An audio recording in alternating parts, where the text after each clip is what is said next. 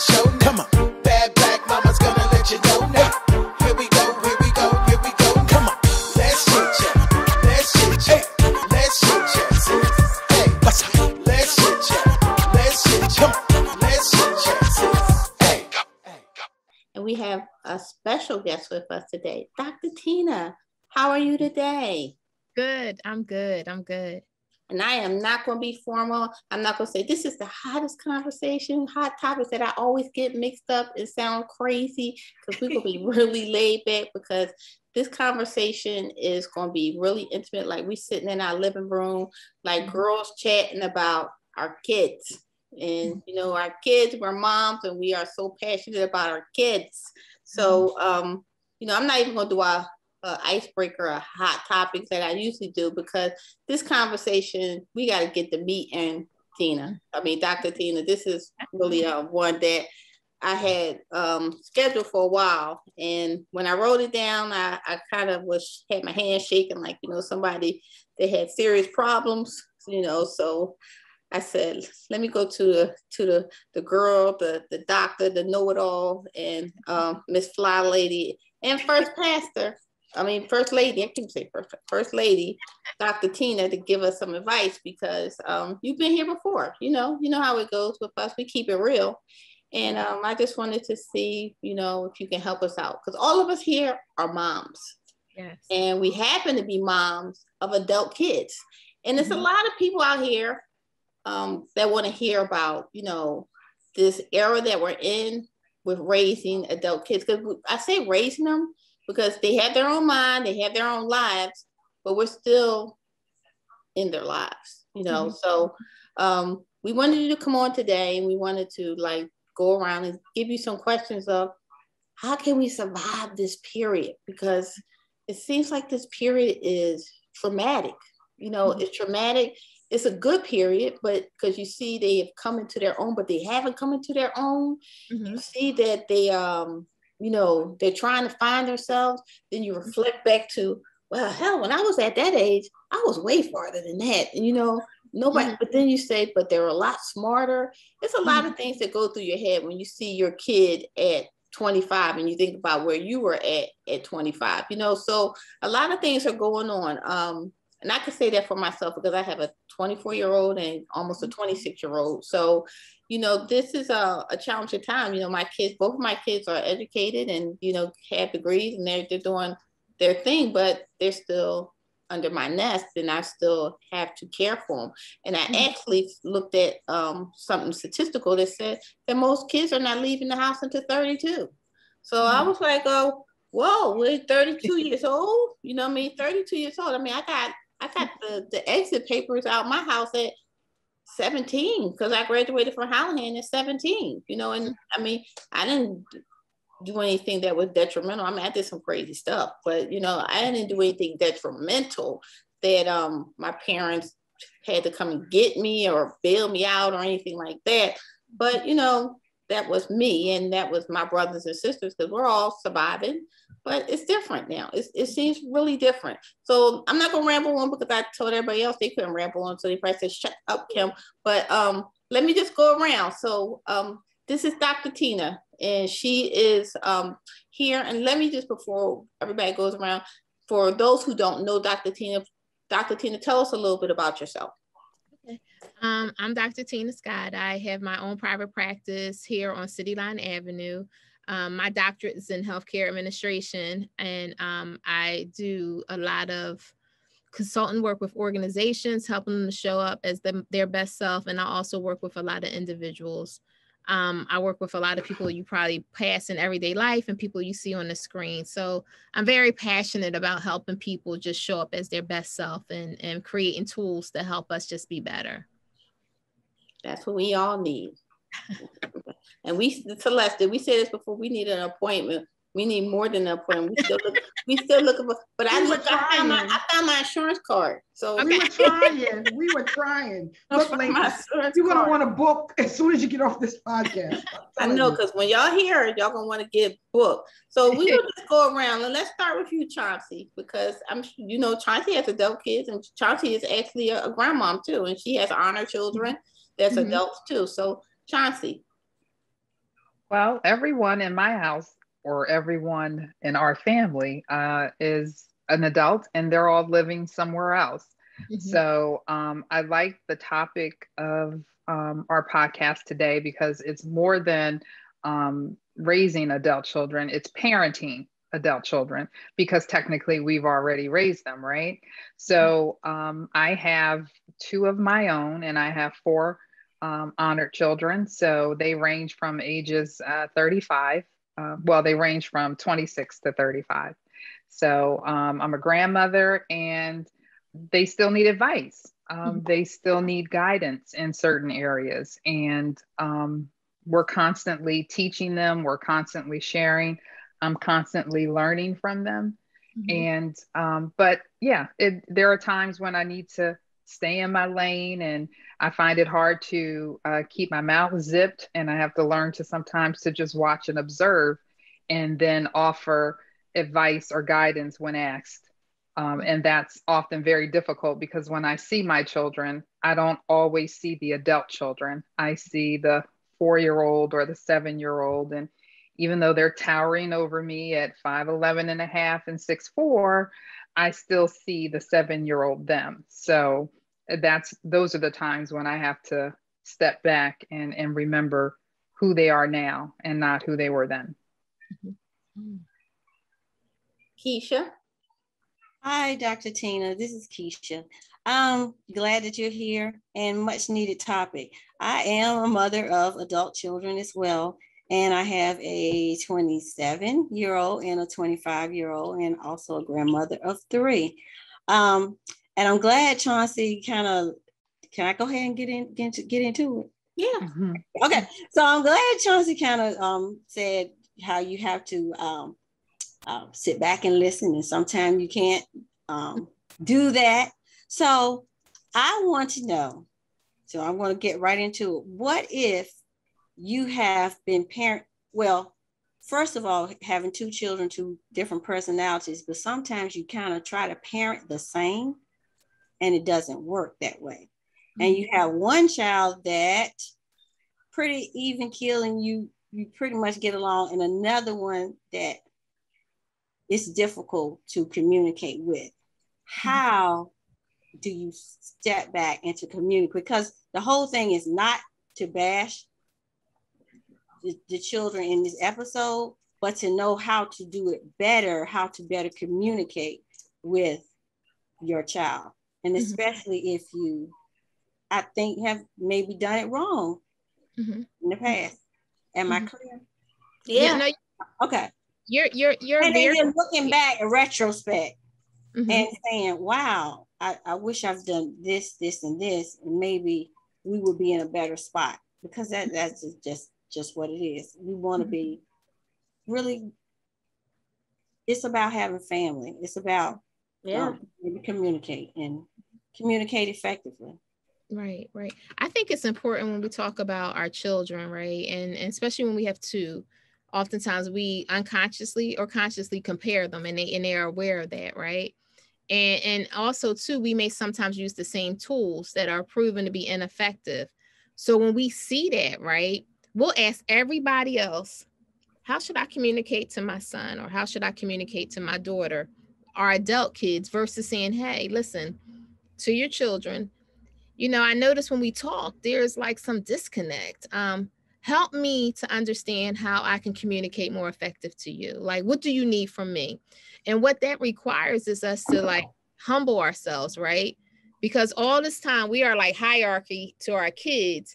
And as they grow, they become, they're adults too. And someone mentioned it earlier that seeing my child as an adult versus that 3 or 4-year-old child that I used to see. And we tend to want to talk to them in that manner. When it's called now, we're respecting them as well. It's not just that the child should respect us, but we should also share a level of respect to our children. And that's hard for parents, because many parents is thinking that it's just one direction when it's bi-directional. But to answer your question or your comment or concern is that it's important to really have a conversation with the child, the adult child, and just say, hey, listen, I've been trying. I done did everything I possibly can do. what do you need from me so we can actually start flowing and not having so much like resistance, right?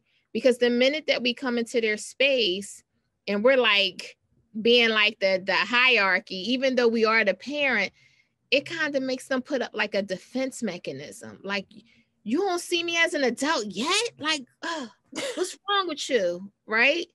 And then the parent may say, well, I'm the parent. Yeah, you 60, I'm 40.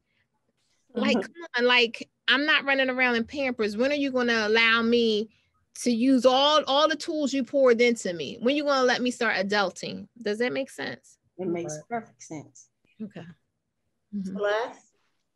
Well, I think Dr. Scott is going to be proud of me because my kids are a little bit older. So I have 26 to 36. Okay. And so I've gone through the growing pains, and my son was the one who taught me how to parent an adult. Mm-hmm. And I use that line all the time. I've learned how to parent adults because it was true. I'm not perfect at it, guys, but I'm a little bit better than I was, because as soon as I stopped acting like the parent and maybe treating them a little bit like the equal, now they really want a parent. Is that crazy? So when I stopped saying what I thought they should do and I just wait for them to come to me, it's exhausting now. It's like, Mom, what do I do? I'm like, no, you're grown. Please don't call me. Oh, no, Mom, seriously, tell me. Mm-hmm. Something just shifted when I stopped being so, on top of it. Mm-hmm. I see them falling, want to catch them, but I let them get real close, and then they ask for help, and then I help. Mm-hmm. Does that make sense? No, it makes a lot of sense. I remember hearing a pastor saying this, and I'm going to jack it up, but I'm going to do it in my interpretation. He mentioned that when your children are children, we're responsible for raising them and teaching them, right? And we do that, and then they get to a certain point that we can't keep telling them what to do, acting like they're 4 or 3. We got to kind of step back. It's almost like that bird that we've been teaching them how to get ready to fly out the nest. Now we can ready to let them toss out the nest, because if we don't let them go out, if we don't help them, they're going to go out anyway. They're going to go out with some resistance, mad that you're not supporting them. So at a certain point, when you see that they're ready to fly and that you poured all that they need, you got to like sit back. And when they come to you, just be ready to help them and support them, right? Not criticize them when they come back. Not say to them, see, if you would have just let me tell you when I was trying to tell you, you wouldn't be right here right now, right? Because at the end, think about it. When I was younger, and I see it in my sister, I see it in my children, like they want to be able to try to fly on their own, because so long we've been their training wheels. So now they're trying to prove that they are somebody, and we already see that they're somebody. And really what we're trying to do is stop them from making the same mistakes that we made, right? And I think about when adults used to tell me, Tina, you don't want to do that. You don't want to do this. You don't want to do that. I'm like, they are old. They don't know what they talking about. They not letting me be me, right? And then guess what? I make those mistakes. And in hindsight 2020, I'm like, dang, I wish I would have listened to so-and-so, my mom, whoever, because then I wouldn't have had to go through all that. But for whatever reason, our children feel like they got to go through it because that's how they learn. And so often we want to protect them from so much, but what we need to do is just make sure we're available and not criticize them when they come to us, because they will come. And they're going to respect the fact that you allowed them to make decisions on their own. I remember my son, when he was trying to figure out his high school, and a lot of parents didn't agree with me on this. I let him pick out his own high school. I wanted them to go to Lower Merion. He said he didn't want to go to Lower Merion. I really wanted him to go to the best schools. He wanted to go to a school in Philly, right? He went for a year. And guess what happened? He eventually made the decision not to go to Lower Merion, but we moved in Havertown and went to Haverford, right? He made that decision on his own. And I wanted him to be able to start making decisions on his own for his future at a young age, right? Because I knew that we would not always be around. Too often we want to think for our kids and not plant the tools in them so they could think for themselves. And then when they get 18, 19, we're like, why are you not thinking? And they looking like, well, you never made me think. Right. You did everything for me, and now you want me to think on my own? So really just allowing them the space so they can really start thinking about things without you feeling like you got to be the helicopter mom. And it's a lot of moms that think that's a proud title, that I'm the helicopter mom. That means you're going to be helicoptering while they're 50. Like, you really need to teach them. You need to teach them survival tools. And I don't mind saying being like the safety net for your children, because they need a safety net, right? Don't get angry if they go left and you were saying go right, because maybe left was right. But just be there. Like when they come back, like the prodigal son, when he came back, his father was there with him with open arms, right? Right. And that's what we got to do with our kids, and not feel like we have to be punitive when they come back saying, I told you so. So hopefully that makes sense. And I try not to be too long-winded. No, I mean, that hits right on the button, because I always think about, parenting your kids at this age, and I say a tender age, Dr. Tina, because they are also trying to find themselves. They're trying to find themselves, and this is an age of experiments. And we did it all too. We was out here trying to figure out a lot of things, and I like when you say the helicopter parent or mom or dad. That's a hard thing to let go. It really is. I mean, I can tell you, I am really guilty of that. And it caused me to have a strain with my daughter, not really my son, because I don't know, I think it's a different type of bond you have with your son. Moms and boys, I mean, I think they tolerate a little bit more from mom, because my son, I don't know. But my daughter was challenging to me. She really made me search myself, and for the longest time, communication was the biggest challenge, because I wanted her to do so many things this way. And when I say resistance was her middle name, anything I told her to do, she was looking like, oh, really? Okay. And you turn around and say, I can't believe you just did that. I just told you that, and why. I explained it to you. Why don't you just go ahead and just do it anyway? Why should you even ask me? And it was, now that, we're working hard to bring back, bring our lives back together, because I want us to have a really, really great relationship. And I say the relationship we actually had when she was younger, because it seemed like it got more strained when she got older, because I was still trying to control every mechanism and not hear, what was going on.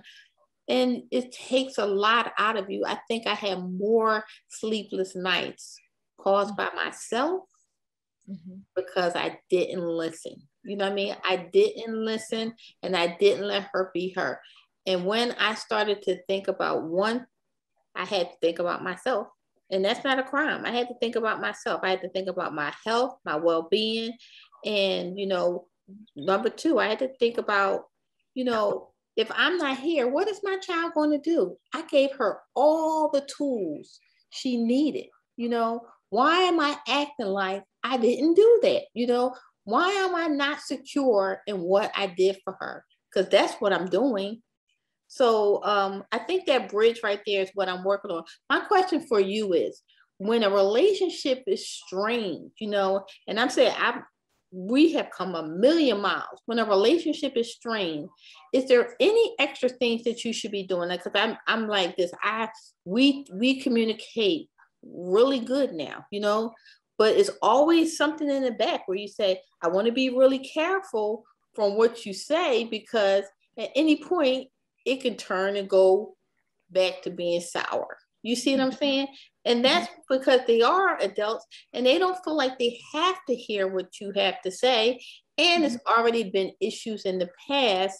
So it's already a volatile type of relationship right there.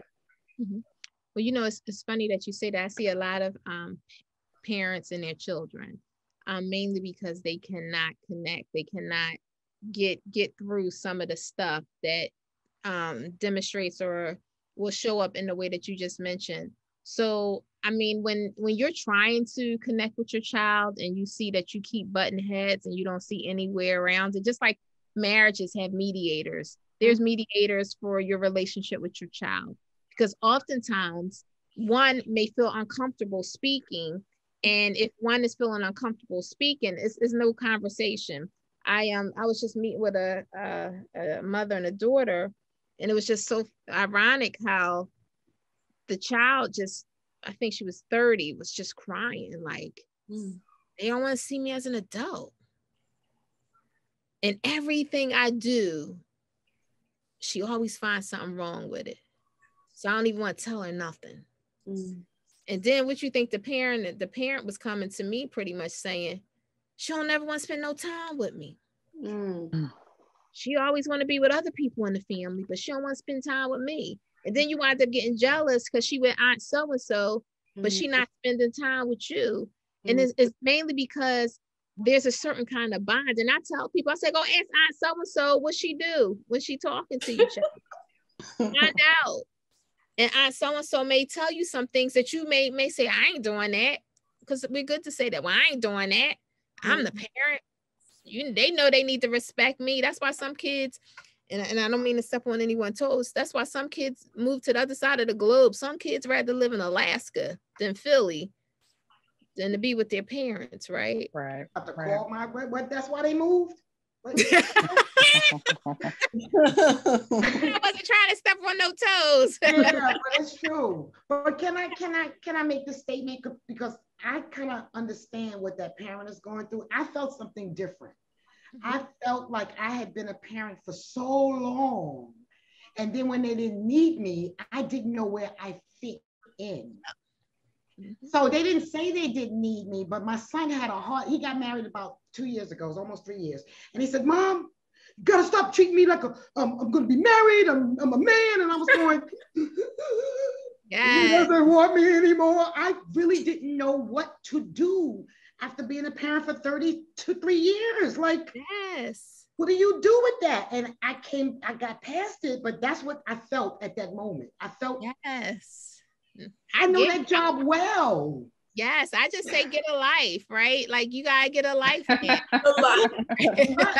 But this job I do so well, like I could do it in my sleep. And you want me to get another job? Yes, you got, listen, it's time. Every job you retire after a while, and your benefit is seeing the success that he has, right? You all wanting to hold on to it without a paycheck. And the wife is like, look, if you tell your mom to stop coming in here, washing your clothes, washing our dishes, I got that. Now you going into new territory. She's like, I got these dishes. I got our kids. You know what I mean? She's like, tell me, lock the door. Don't be giving her no key. No, I done messed around and got another child now, because she just as bad as him. She is just as bad as him, when I tell you. But yeah, that's what I was feeling. I just wanted to share that with y'all because it felt terrible. But I mean, it's emptiness. But you, so Dr. Tina, oh, I'm sorry. Go ahead. No, go ahead. No, I was just gonna say, living vicariously through our children, right?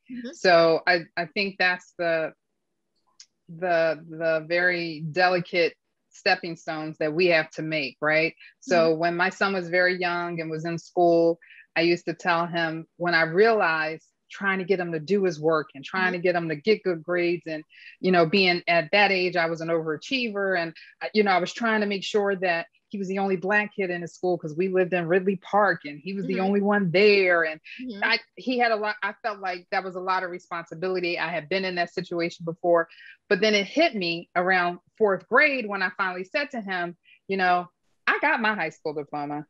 I have my college degree. You're going to have to make it your way, because I was finding that my relationship with my 4th grader was coming at the cost of me trying to get him to be a certain type of student. And I had to decide which one was more important. And so I think it's the same thing now, maybe for some parents, and looking at, we want so much for them to have the good things and to do the right things, that, as you said, we might be, being a helicopter parent and not giving them the room. We learned through our mistakes, and it didn't kill us, and we're still here. And we're trying to keep them from doing it, but then just not knowing when to step back and when to say, sometimes things are detrimental, sometimes they're not, but just knowing when to say, okay, I need to just step back. I gotta let go. I I got to let them fly and let them do whatever is coming. Yeah. It's funny that you say that. When we all think about things that we went through in our childhood, right? And we try to prevent our children from going through it. Like, especially the things that we didn't like. I can't believe they had me cleaning the kitchen, the bathroom, and taking the trash out, and I'm the girl in the house. I ain't gonna have my kids do it. So we don't have our kids do it. And then we raise, and then again, not stepping on anyone's toes, then we raise brats, right? Kids that don't want to do nothing. Because what we do is, oh, I don't want you. Don't turn. And hey, I'm guilty of it too. I don't want you to have to do this because it was too hard. I want you to just be able to focus on your schoolwork. How many of y'all know y'all give them all that time and they not focusing on their schoolwork? It's just parents doing all the work and your kids sitting in their room on their phone, chilling. You all sweating, come in your room, and you pissed. You like want to throw them out the bed, like, get up, help me, right? At the end of the day, we don't want them to have it as hard. Right. But it's something about the struggle. It's something about the work. It brings out diamonds. To manage all those things and still be successful, right? That's what I tell my parents with the young kids, right? Because I know from experience, and I feel like I have good kids. I really do. But if I could do it all over again, I would say, no, you're going to clean the bathroom, take the trash out. You're going to do all that stuff that I did, right? I remember asking my son, who's 26. I hope I ain't messed that up, especially if you want to listen to this, right? He came downstairs one day. He washed his fork. Didn't even fill the sink up with water. Washed his fork, rinsed it off, dried it off, and put it in the sink. Mind you, it was like 10 other things in the sink, right? So I just said, hey, why you didn't wash all the other dishes in the sink? I'm just curious. He's like, Mom, you don't remember? I was like, tell me. He was like, you don't remember when you said, all I need you to do is clean up after yourself. And if you clean up after yourself, that's all I want, right? And we teach our kids these things. And I sat there like, okay, we switching it. I want you to clean up after everybody in this house. He's 26 years old. Because he took it literally. He took the direction literally. He did. Listen, to this day, he'll come down there. I was like, don't you dare listen to what I told you 26 years ago. I wash all them dishes. Matter of fact, put them in, since you ain't even an expert at washing dishes, just rinse them off and put them in the dishwasher. Because we all want to survive after this wash, right? But he took it literally that he was just supposed to clean up after himself. And it really made me think. I'm like, words matter.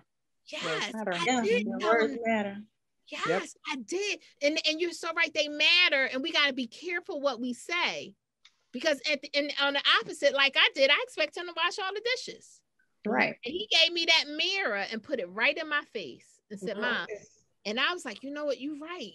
And some of those things we may not even be aware of that we teach our kids, and they're just doing what we told them to do. Don't worry about that. Don't worry about cleaning up them shoes. I'll pick them up for you because I know you're going to go upstairs and be studying hard. Like I said, you know they're not doing that. But we tell them not to do something. And then when they get older, we have a certain level of expectation. Yeah. Yeah. So I'm sorry. Yes, I would always tell people that I know that have younger teenagers and stuff. And I said, well, I can tell you from experience, because I try to tell mine exactly if I saw something on TV, but don't do drugs, or you shouldn't do this, or you need to do that. And I was trying to give them all the right things to do. And some of those things they did, and some things it kind of backfired. And then there's the resistance, there's the arguments, there's the whatever. And I tell the ones that have the teenagers, I was like, I could tell you what doesn't work. I could say, I tell them, don't fuss with or argue with your child. I said, find another way. I said, I don't know what the way is, because I did something. I didn't do something right with one of mine, even though they were the same. But I said, what's more important now when they get older, it's the relationship. Yep. That stuff didn't matter. You have all these good grades and you have one and you're focusing on something bad. It doesn't matter. You make a mistake, you do something wrong, and then you chastising that child all over again. And like you said, I'm kind of quiet because I said, well, she done got me all the way together. There's nothing else for me to say. But I'm, you know, in my feelings. I told you, you're gonna be in your feelings with her. In a bad way. But I was like, oh, okay. And then you go through this thing too. And I was talking to my girlfriend the other day because I told the episode was coming up. And I said, sometimes I have an adult child. I said, sometimes because you don't want to know what's going on with them, because you may not agree with it, that you just do the avoidance thing. She's like, I said, you just don't say nothing. You kind of find yourself not talking. She said, well, that's really avoiding your situation. You really not having a relationship. I said, okay, it's time. No, I didn't say it's time for us to stop talking. But I was like, no, but it made me think, because we can have those conversations. I was like, you're right. I said, because you just want to have a good relationship with the children at all costs. That's something when you were talking about the drugs and not wanting them to do stuff. And sometimes we want to be like, don't do this, don't do this, don't do this. I'm gonna tell you what I did, because it was done for me. I remember when I was younger, and I don't know if any of you remember this commercial. It was a commercial of an egg, and it was frying.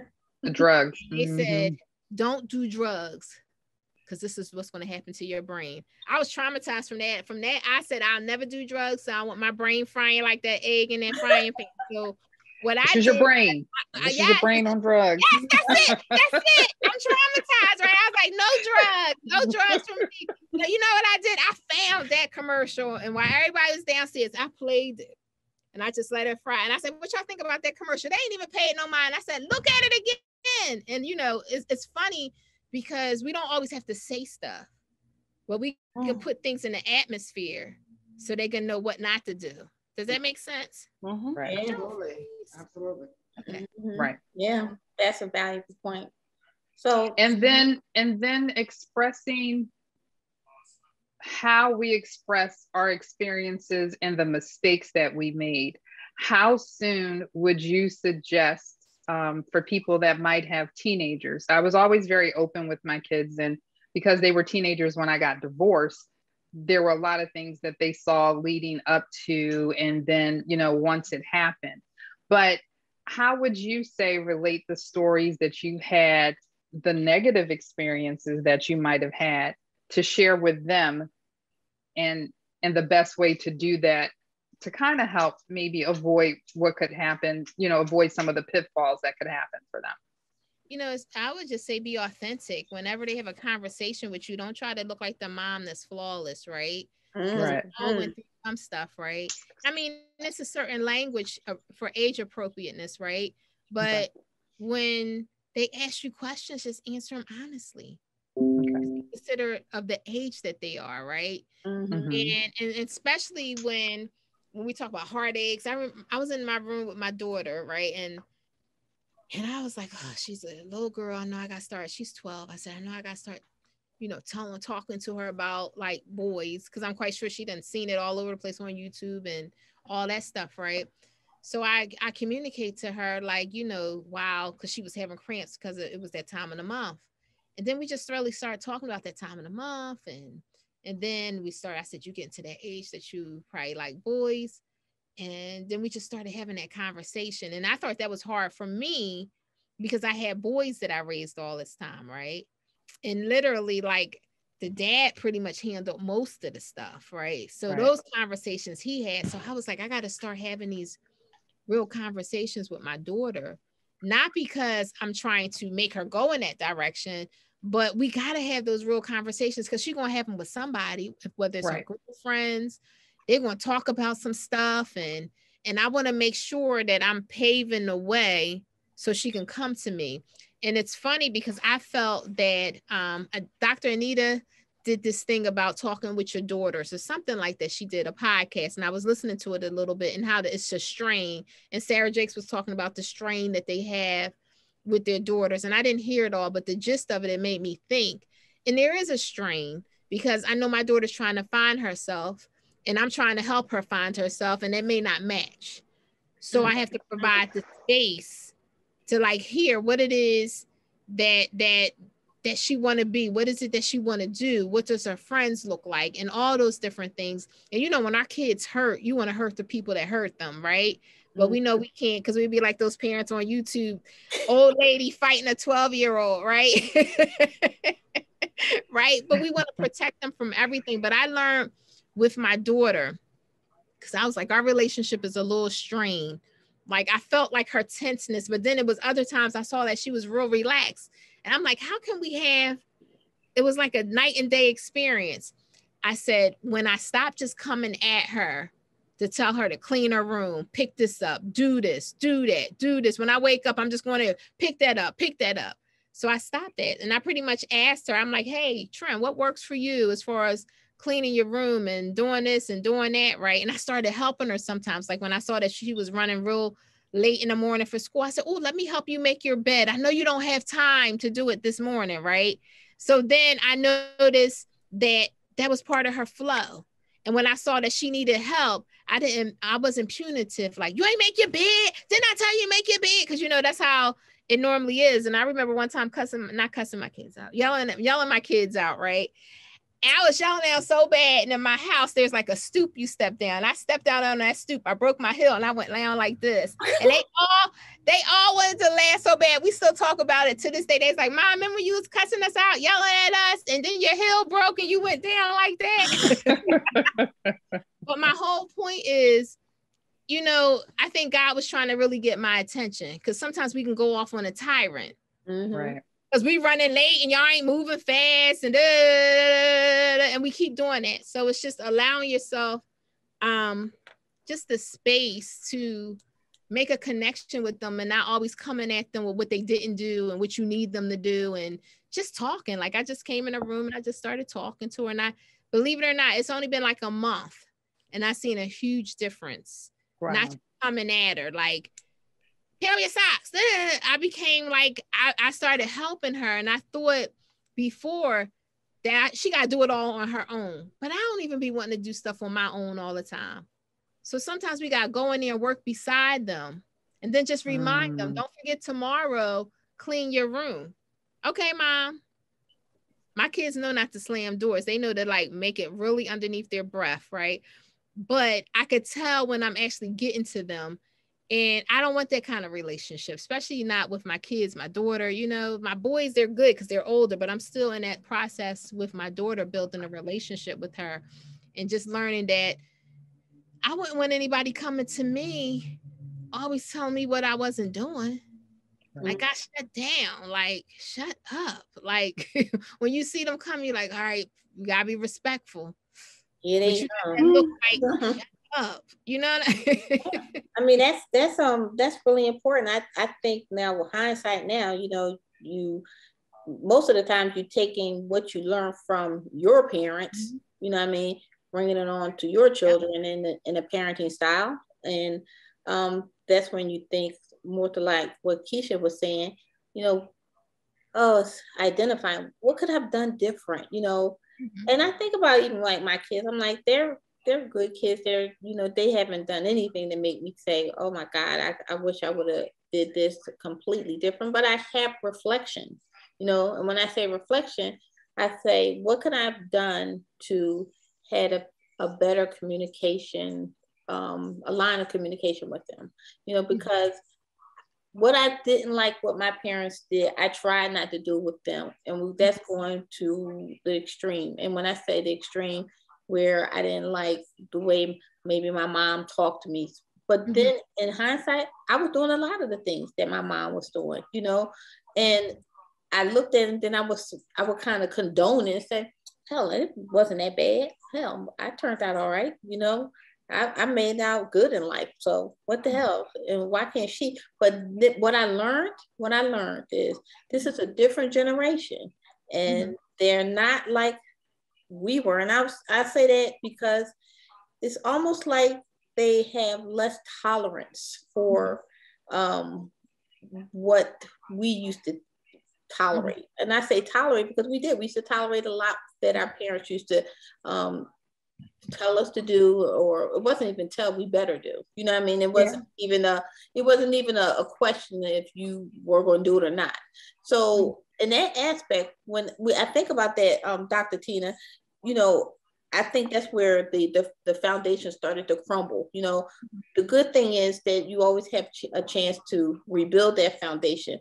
But the painful part of it is that the foundation has now been cracked, and you always know that how steady is that foundation now, because you want to keep building on it, because you want them to carry this on with their kids. You know what I mean? Because you don't want them to carry things that is not so pleasant. When I say pleasant, lack of communication is something that could be more detrimental than somebody screaming and going on, because at least you know that you can talk things out and move things along. When you don't talk, everything stops. You know what I mean? Everything really stops.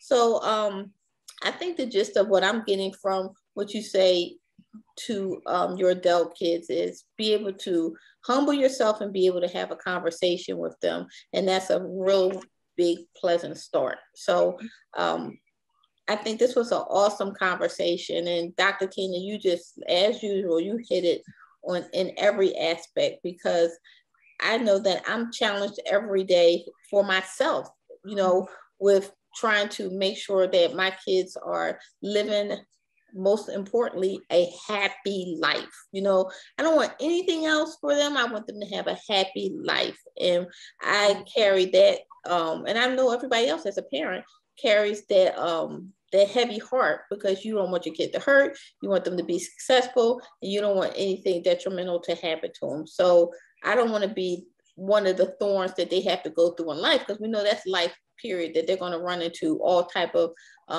adverse things, controversy, or pain, just and suffering that life brings you.